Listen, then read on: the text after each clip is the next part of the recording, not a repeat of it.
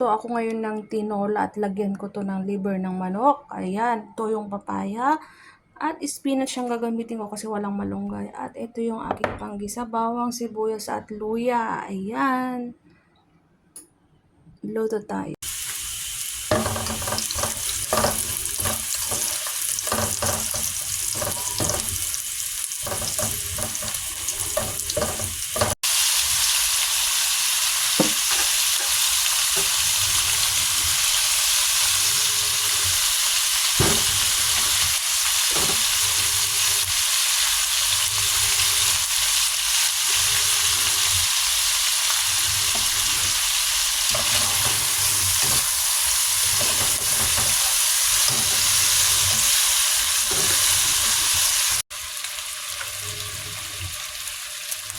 Na nga yung ating manok na ginigisa ko dahil gusto ko yung may soup at syempre tanggalin ko muna yung ating liver ng manok.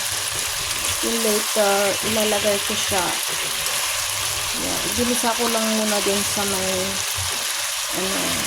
ayan, tanggalin muna natin. Light brown na yung ating karne. Lagyan na natin ito ng tubig para maluto yung ating papaya.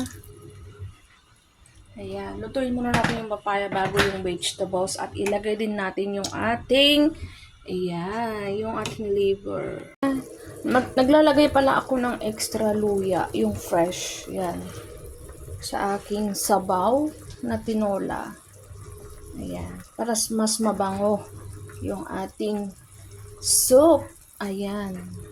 Nilagyan ko yan ng fresh na ginger din, except yung pinanggisa ko kanina. Ito na yung ating papaya. Lagay ko na rin itong ating vegetables. At yun na yung spinach. Ayan, yung aking vegetables. Gulay is life para sa akin. Mas the best ang gulay kaysa karne para sa akin. Ayan. Gusto ko yung may gulay araw-araw. Lagay na natin yan. And then simmer. Ayan. Kung paano ako magluto ng tinola, ganito po. Ayan. Simmer.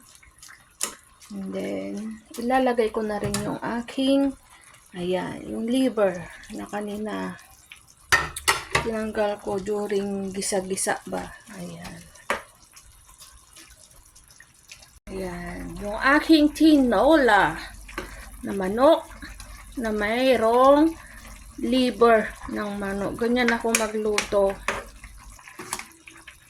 para hindi malansa yung ating tinola. Ganyan ang gagawin.